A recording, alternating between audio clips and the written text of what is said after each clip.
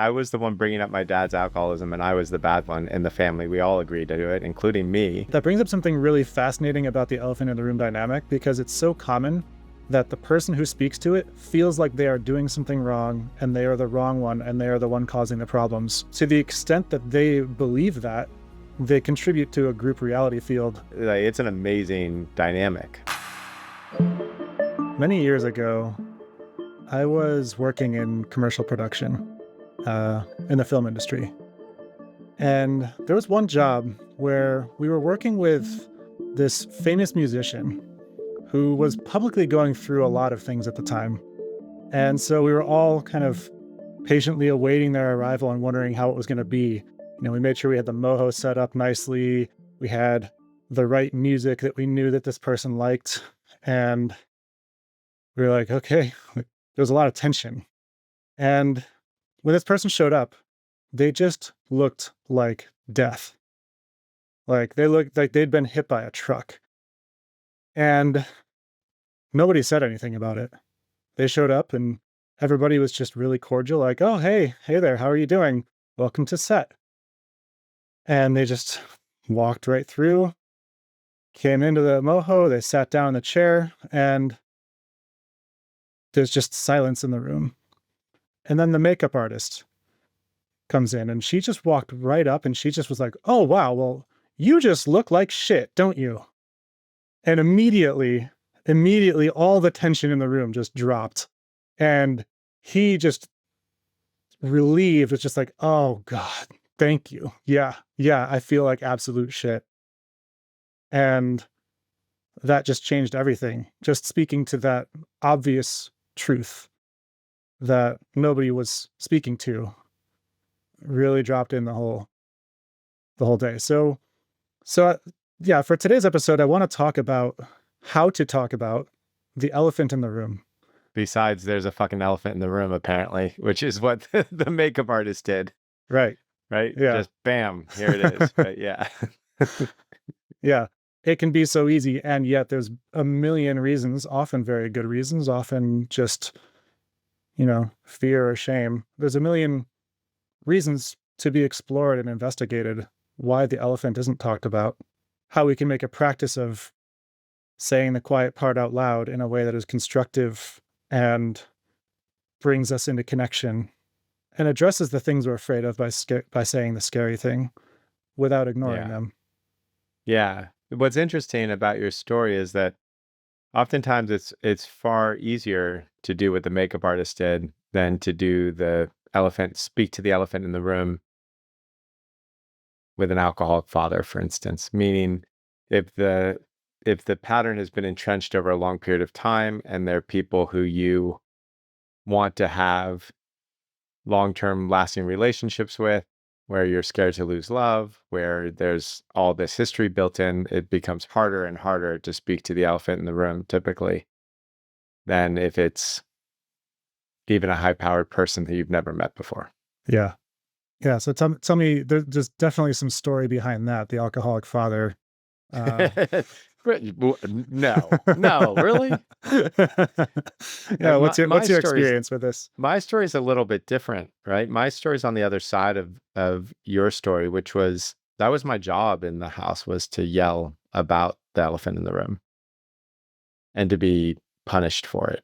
So however it worked in my family, it was I was constantly telling everybody what the elephant in the room was, and I was making sure I was telling it in a way that nobody could hear me. I was telling it in a way that was aggravating. And to some degree, there was no way for me to talk about my dad's alcoholism in a way that wasn't going to be aggravating for everybody. Of course, that wasn't the only elephant in the room that I spoke about, but that was my job in the family, was to point to the thing that everybody was ignoring and to be the problem because of it. And so there is something that you said, which I think is incredibly important, which is there's a way to speak about the elephant in the room that's really, it can help you be far more productive about it. It can help the whole situation become something that is healing and grow and has a lot of growth to it. the dilemma is you don't have full control over that. It doesn't matter how well you process it. It doesn't matter how well you speak to it. It doesn't matter how well you position it. The you can't control how someone's going to react to it. And unfortunately, antithetically, the more you try to control for the other person, typically the worse it goes. So the way to do it is far more about attuning to what's true with you in an open heart than it is going to be to try to guess how they're going to react and manage that response. Yeah. So I have a number of curiosities from what you just said, Yeah. and I'll bookmark those because I just want to start with like, what makes an elephant? What causes the elephant to enter the room and be unspoken to? Yeah. A false sense of shame False sense. What do typically you is mean by what that? someone feels ashamed and they don't want to address it because they have a sense of shame around a subject. And so they're avoidant or they get angry, which is another form of avoidance every time it's brought up.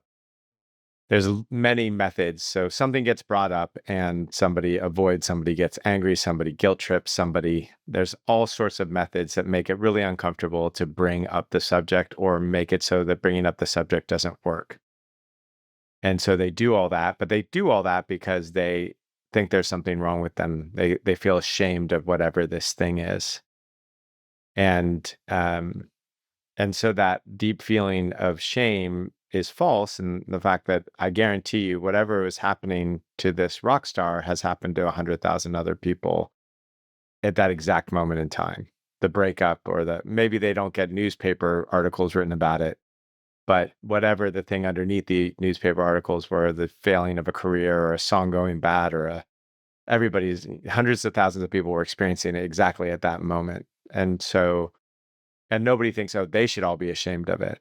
The shame is always, I should be ashamed of this thing. I should be ashamed that I lie, as if everybody isn't lying on a somewhat regular basis. So that's why I call it a false sense of shame. And because there is that shame that's not entirely justified, because there is that shame that's happening, they don't want to address it because typically there's a hump to climb over when you're dealing with something that you're ashamed of. There's a moment between healing and addressing it that feels like shit. And so it's a little bit like working out. There's a moment between the moment before you go to the gym to the end of the workout where there's some struggle. And so doing that, jumping over that hump is something that's prevents people from doing it often. Yeah. Yeah. I think in the case of my example, nobody wanted to ruin the shoot day. And the shoot day was dependent on the performance of this individual. And so nobody wanted to throw him on tilt. And yet he was on tilt. That was what was already happening. And letting that just be in the space, letting that be seen was the beginning of the path to him showing up as he was and being okay with it and ultimately having a reasonable performance. Right. And how she did it was a great lesson in the fact that she was just very open-hearted about it. It sounds like, oh, don't you look like shit? It wasn't like, oh my God, you fucking, you're getting paid like $1 million to be here, and this is how the fuck you show up. Right. It wasn't that. Right. Or, oh It my wasn't God, you like, look like shit. This thing's going to go horribly right, now. exactly. It was Yeah. just like, oh yeah, cool. You're here. And Yeah. this You is look what's like, up. Great. yeah, exactly. It was And very I'm in like, as view. the makeup artist, I'm here to like help you fix that, Right. Yeah. you know? And it's very in view, right? It was vulnerable thing for her to say because she could have been blamed. There was an impartiality about saying it in the fact that she was saying what was true. It wasn't that she was trying to get them into this rock star into a different place in that moment. There was empathy with it, and there was wonder with it. Like, it was done inside of view with that which is another way of saying very open-hearted. So how did it become your job in your family to be the one to speak to the elephant in the room? And how did that play out for you? I'm imagining that if you spoke to it directly on a number of occasions, whatever family function you were at would be ruined. You might be yelled at. Like, Yeah. how did you work with that? How did that role develop for you? And how did you work with that with relationship with the This is a bit of consequences a of saying it? tangent. This is a bit of a tangent, but it's an interesting one. From what I can tell, there's this great book that I read in college called The Family Crucible. I don't even know if that's in print anymore, but it was a theory of family dynamics. And basically, it said when a marriage was in trouble, that one of the kids would be the problem that the marriage had to come around to solve to keep the marriage and the family together. And so I played that role. So there's a way in which I was pitted against, and there was also a way in which I was rebelling against the authority naturally. So I was just like, yeah, I'm not fucking dealing with authority. I had major authority issues because of the inconsistency of my father, basically due to the drinking. And so that between those things got into that role. And then the other piece was that my dad really needed somebody to fight with, to relieve that tension that builds from alcoholism. And particularly the way that he drank and his makeup. And so there was constantly a need for a fight. So when I was a kid, we're talking seventh grade, we'd be in a yelling match. And I'd say, okay, fine, Dad, you're right. And he'd look at me and go, see, I told you you were weak. There was no way for me to step out of the role, because it was very important to him that he got the fight. And so that's how it all laid out. In Yeah. general, I was the problem that my parents stayed married around. That brings up something really fascinating about the elephant in the room dynamic because it's so common that the person who speaks to it feels like they are doing something wrong and they are the wrong one and they are the one causing the problems. And like to the extent that they believe that, they contribute to a group reality field of that being true, which recreates the situation where no one in the group is allowed to say the thing because it is associated with being the bad one. Right. Yeah. I was the one bringing up my dad's alcoholism, and I was the bad one in the family. We all agreed to do it, including me. And he was the one getting, you know, 3 shots of vodka in before breakfast, and he was not the wrong one. Yeah. Right. So it's an amazing dynamic. It's a really, really well pointed out that especially even if you look at the situation where nobody was saying to this rock star who was walking in, like, you look like shit, because they didn't want to be the wrong one. They didn't want to be the one that fucked up the shoot. Right. And that's typically as if it was their fault for saying something that was true instead of the rock star's fault for whatever the rock star had done or found themselves in or didn't postpone the shoot or et cetera, et cetera, et cetera. And it points to the interesting game of shame ball, the shame hot potato Exactly. going on under the surface, where this person showed up and he, on some level, felt ashamed. Like, I'm bad, I'm wrong for showing up to this multi-million-dollar shoot in this kind of a state.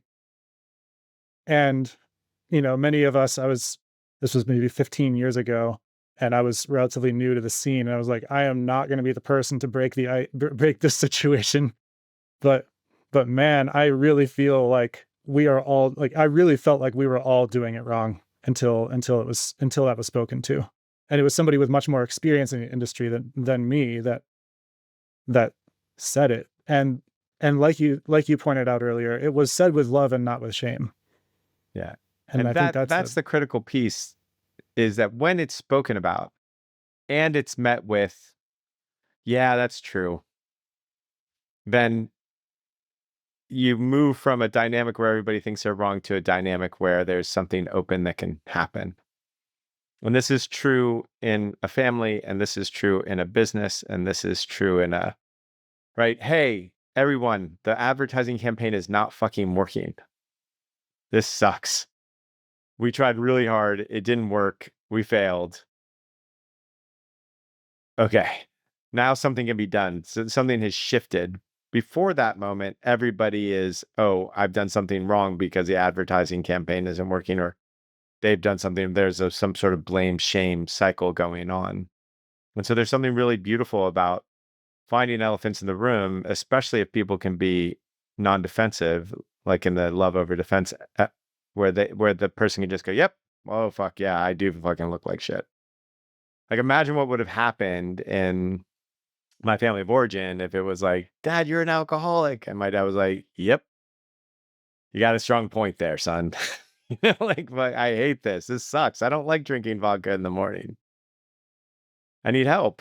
Yeah, like so much would have changed. Right. But that But sounds like that's not instead, what that happened.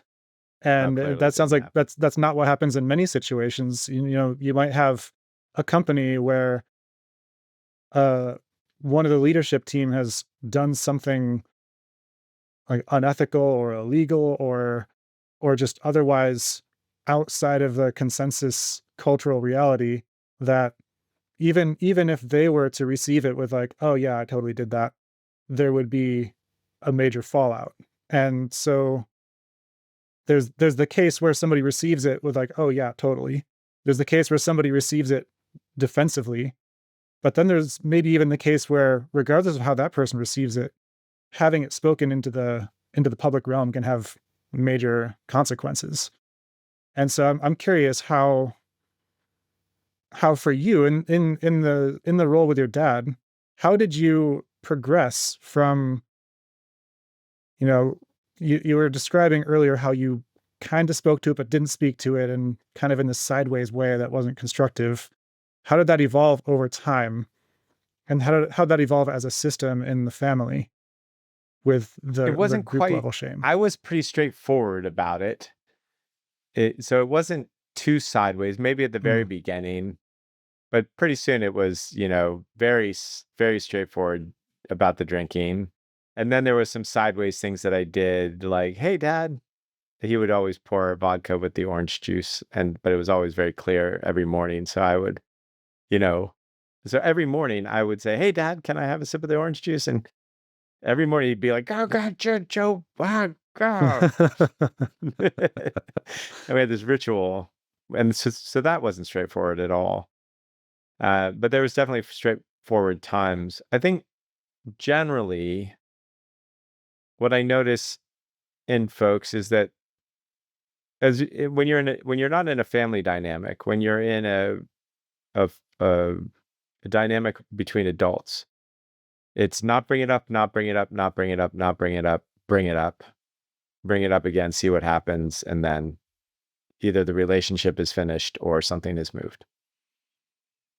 Typically, that's how it goes in a normal adult functioning not non-functional or functional relationship. That's how it goes. Or I brought it up a couple times. No, it's gone nowhere. I'm going to live with it. So relationship ends either through I'm leaving, or relationship ends through we're not talking about that, so we're not really in a relationship. We're not going to talk about the most important thing, so clearly we're not really in a relationship. We just hang out next to each other, right? So that's what my mom did. My mom probably brought it up once or twice and then just said, "Okay, fine, this is something I'll live with." And whereas I was a kid and I had a rebellion and I had a very particular thing. And you'll see this, I think, in companies too. People will either say, "Yeah, this is all fucked up, but I got a paycheck and so I'm going to live with it." And a little part of their soul dies when you do that. And same in a marriage. Like you're basically agreeing to some level of sense of security in exchange for being who you are, being your truth, and actually having a functional, healthy relationship. And so it sucks.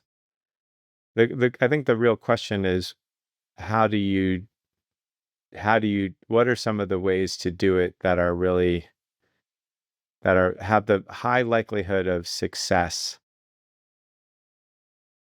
and that are not trying to manage the other person, because trying to manage the person whose elephant you're bringing up is not going to go well, right? So for instance, if you had the woman, the makeup lady, say to this rock star, "Oh goodness, I really hate to say this, but geez, I mean, did something happen? You're not looking so, I don't know. Please don't be mad at me for that." That would have far more likely gotten a shitty response than, "God damn, you don't look good."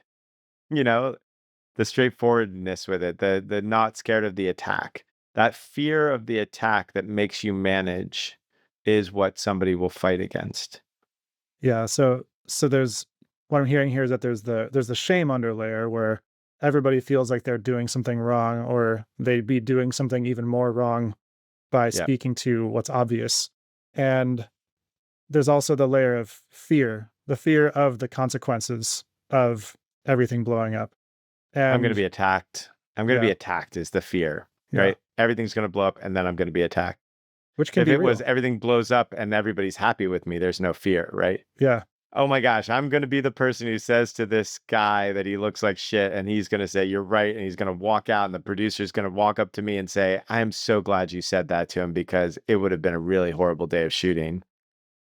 No fear. The fear is that someone's going to be like, "What the fuck did you do? That guy's worth fucking $10 million an hour, blah, blah, blah, blah, blah."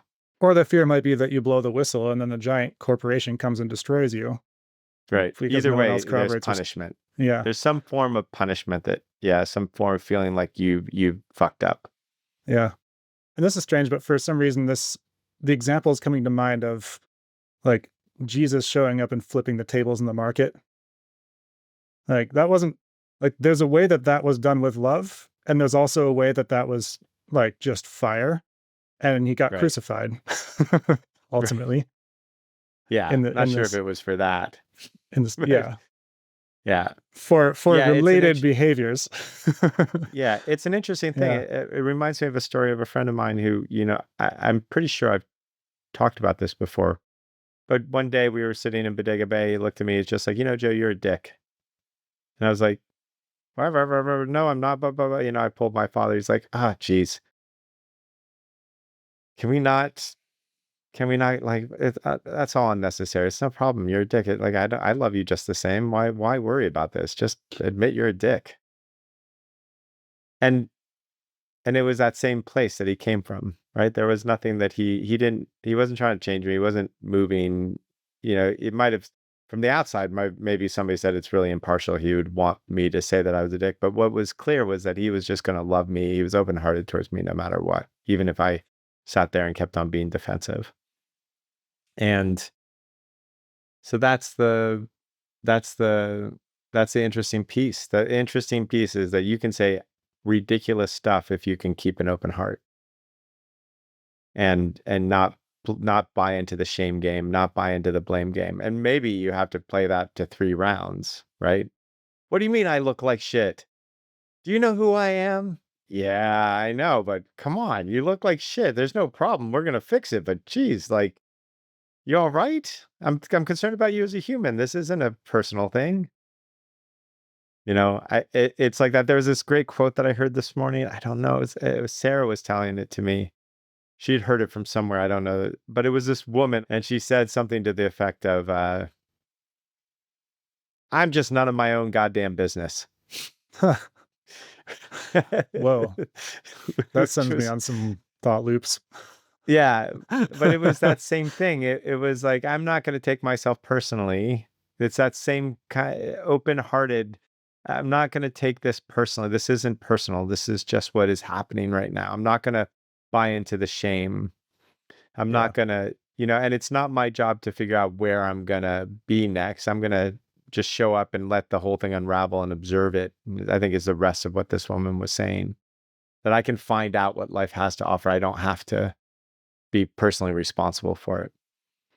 And there's just a certain amount of freedom in that. So it's not just an external thing, it's an internal thing, meaning there's an elephant in the room for us as well, mm, right? Everybody has this thing that they don't particularly want to look at. So, if you want to figure out how to say it really well in the external world, one trick is to learn how to say it to yourself and and see what works there.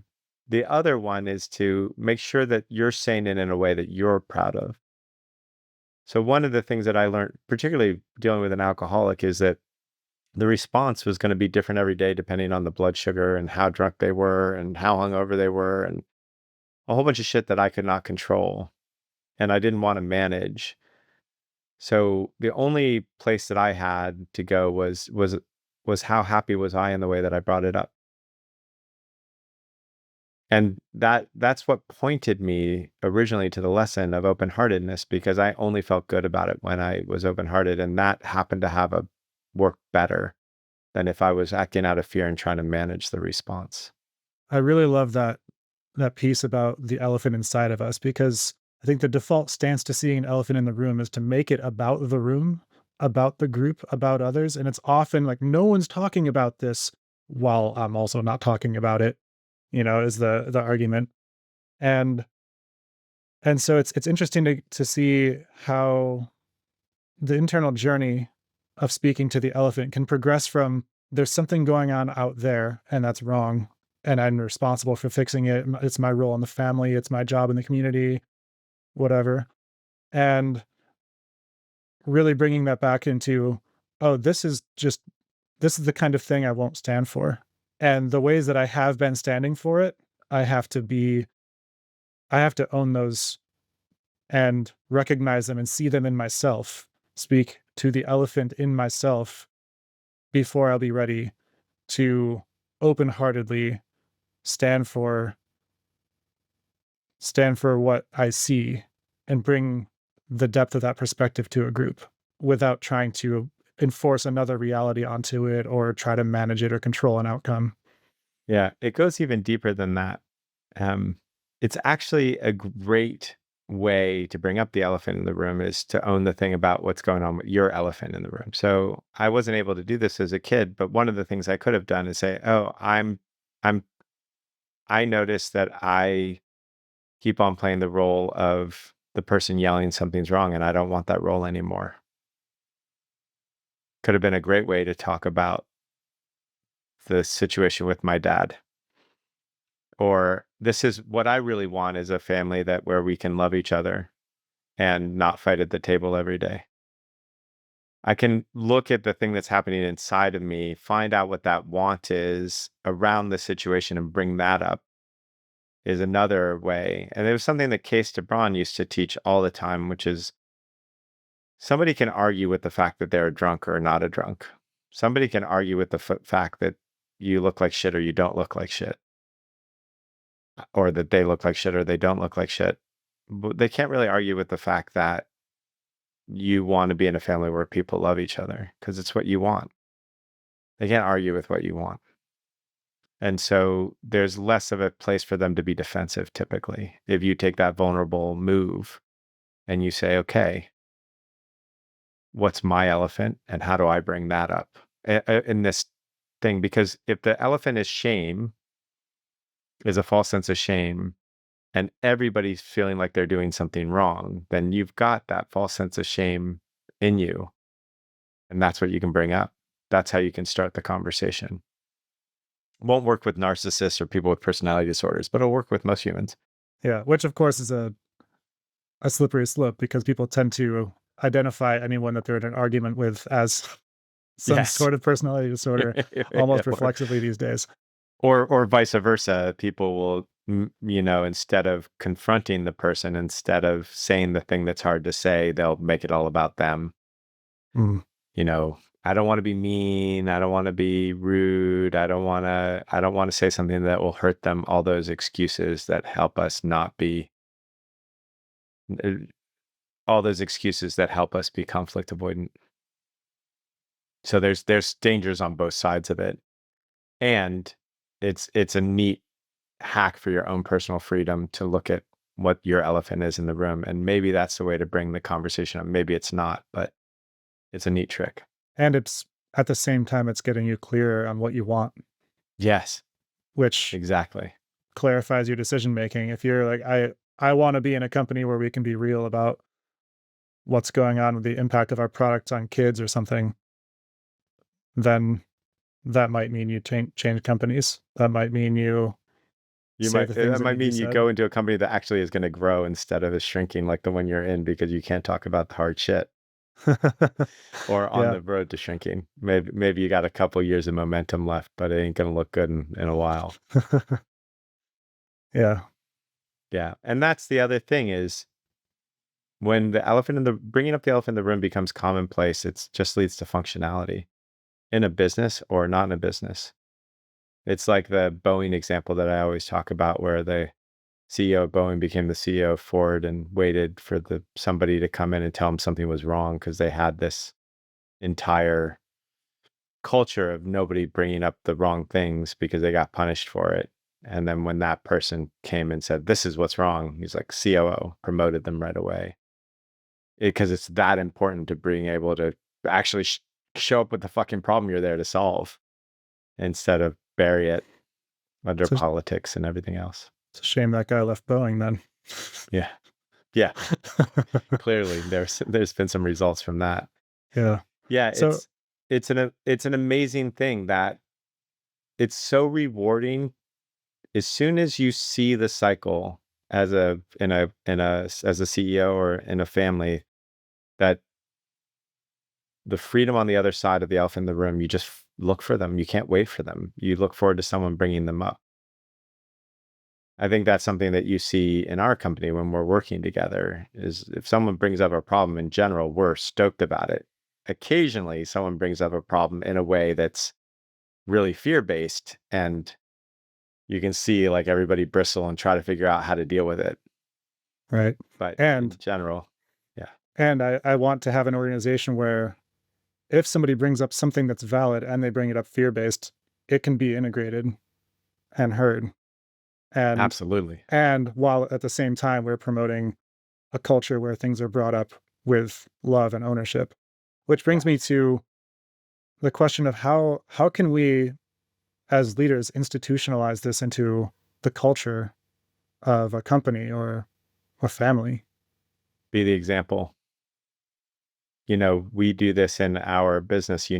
What's the scary thing you're not saying? In the beginning of our team meetings, one of the main questions we have is, what's the scary thing that you're not saying? Be the example. Show that conversation can be had regularly without any defense or punishment. That is the way to do it. There's really no other way to do it. No words are going to make a difference. And if you get defensive, apologize. Which of course brings up that there's the procedural way where Yeah.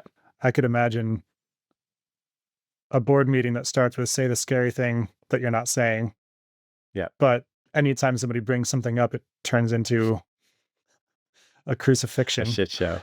Right. And so there's the procedural way to do this, like adding a question into meetings is procedure, Yes. or but there's also the deep work way. Give people faith that they can speak the quiet part out loud and that Yeah. it will ultimately lead through whatever conflict arises to deeper connection and Yeah. a better culture, And better solutions. That's right. Yeah. And or to there's a better lots life of, for them if it's not the culture for them. yes, there's lots of tricks like this. An example would be the no doctrine, which I believe we've spoken about, where instead of a CEO having an idea or a leader having an idea and trying to convince everybody of it, they have the idea, they roll it out, and then they say, "Tell me what speaks against it." And they look for every no that's coming in, and they refine their idea by the no's. That is another great example of how you say, yeah, speak to the thing that is scary, speak to the thing that is contradictory. And it's really, really, really important. And if you look at the Aristotle project, which was done by Google about what makes functional teams, this is one of the two most critical things about having a really functioning having a very functioning high capacity team, is that one, people can say the contradictory thing, they can say the hard thing. And the other one is that everybody's voice is heard that's sitting around the table. That doesn't mean everybody gets an opinion. It just means that people who are actually working on the project are all contributing, right? Which is very different than Bob over from shipping comes in and tells you how to build a product and thinks that their voice is equal. That's not what I'm talking about. And the Aristotle project is probably one of the most misunderstood like research results out there because it often is taken to mean, oh, teams that are safe, which means we're going to create Right. safety, which means we're going Right. to stifle Yeah. conflict, which means we're going to actually create a really unsafe team Right. that That's people don't feel like they can actually bring up conflict and work through it. Right. Correct. Safety is created by working through conflict successfully. Safety is not created by avoiding conflict. And that's right. One of the most misunderstood things is that I can create a safe team by avoiding conflict. And that just does not work. It's about making that conflict super productive. And that is not managing the other people. It's keeping an open heart. It's acting from view. It's all those things. I also like how the no doctrine that you just referenced, the initial frame of the elephant in the room conversation is, okay, there's something that needs to be said because we're missing something. But if you stack that over a large period of time, a great product or a great team or a great company is like built from, it's sharpened by the tusks of a million elephants over the course of a business or of a family or of a relationship. And each one is another opportunity to refine the relationships, the interactions, the ways that we process information, the ways that we make decisions. That's right. And the other piece is that each one of those sharpening moments, you're risking something. You're risking a relationship. You're risking losing a key employee. You're risking having to go back and spend an extra 2 weeks on a project. There's always you're risking fucking up the photo shoot. And so taking that risk for anybody is hard, but it's a lot easier if you see that risk taken and rewarded over and over and over again. Yeah. With every and chisel, that's true in a Michelangelo risked destroying the statue of David. Right. If I got that right, if that was the right person. And that's how it is in a family too. Our girls can come to us with anything. As a matter of fact, Una was in the car with me last night. I was driving her home and she said, I'm going to be more like Esme now, or her older sister. I'm going to tell you a whole bunch of stuff that I don't want to tell you. I'm like, okay. Spill the tea. It was about the age where Esme started telling me stuff that she didn't want to tell me. So it was kind of perfect. It was, and that's exactly how that trust is built. She now knows she can do those things with me. And I will love her, and I will not judge her, and I will not try to manage her. Well, that sounds like a great place to wrap. Yeah, it does. Yeah. I enjoyed this. Thank you, Joe. I always enjoy it, Brett. I think we wrap our thing the whole time always the same, is that we have actually look at each other and say, that was fun, I enjoyed it, or some version of that, because it feels good every time. And that's valid because that's the metrics we track. We track enjoyment. So this is sort of our, was this a 5-star meeting? Yes, I enjoyed this episode. Yeah. The interesting thing is I just realized there's some lack of truth to this, which is there are some that we don't enjoy, and then we don't publish them because we think they suck. So thanks. I enjoyed this as sort of our stamp of approval. This one's got a chance of being released. Okay, so let's switch it up a little bit. I'll do the ending stuff, which is follow us on Twitter. FU Joe Hudson and Eric Kistler and Art of a Comp are all Twitter accounts. You can watch videos. You can watch this on YouTube. You can watch other videos, Rapid Coaching on YouTube. Rate us and say good things about us in the comments. Share us with friends if you want to have somebody know about the elephant in the room and want to create a culture of sharing the hard and difficult things and getting through the elephants in the room. This is a great episode to share. Yeah. And if you know anyone who's got a podcast or a newsletter or a TV show that you'd like to see Joe or I on, reach out. You can reach us on our website or on our socials. Thanks for listening to The Art of Accomplishment. If you enjoyed what you heard today, please share it with a friend. And remember to follow us and rate us in your podcast app. The Art of Accomplishment was produced and hosted by myself, Brett Kistler, and Joe Hudson. Monyi Kelly is our production coordinator, and this episode was edited by On Replay.